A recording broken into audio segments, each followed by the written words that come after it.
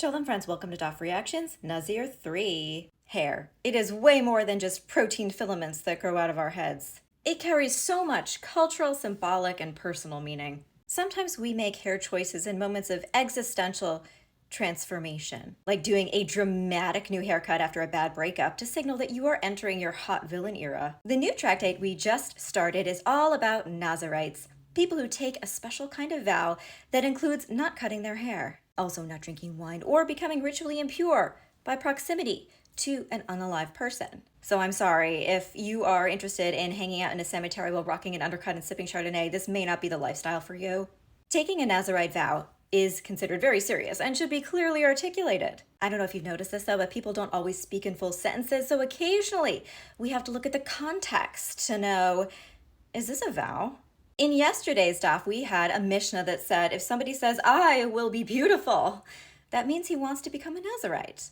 The Gemara asks, maybe that means he wanted to be beautiful in the sense of doing a beautiful mitzvah. Have we considered that? And Shmuel was like, no, legit, the guy was holding his hair while he said it, so it's pretty clear. He meant his hair. In today's daf, the Mishnah says, one who holds his hair and says, I am hereby like this, is a Nazirite. The Gemara says, like this. What is this? Like what? That's so vague. Shmuel says, okay, again, the guy who said it, he said it while a Nazirite was walking by, being long hair gold. So obviously he meant he wanted to be like that. Context. It does kind of sound like this hypothetical person wants to be a Nazirite just for the aesthetic, which is not what people are supposed to do, but okay. The Mishnah says if someone declares, I am hereby a hair curler, that means they're hereby a Nazirite. The Gemara asks, are we sure he doesn't mean he's going to transform into one of these?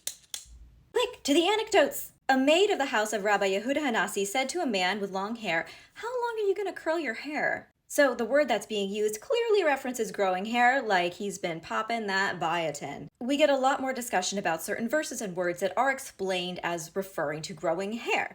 And then the Mishnah says, if someone declares, I'm obligated about birds, Rabbi Meir says he's a Nazirite. And the sages said, what?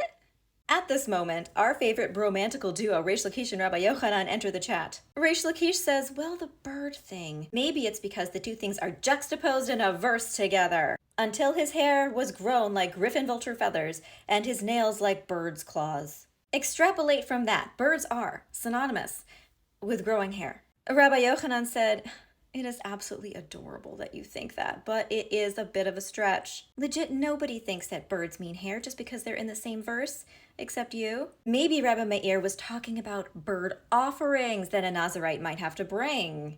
Have we thought of that? The Gemara is like, okay, but that is still a maybe. Like, maybe that's true, but it's not definitive. Maybe he was talking about bringing bird offerings for a person with leprosy. And then it's like, wait, no, we forgot to apply the Shmuel method.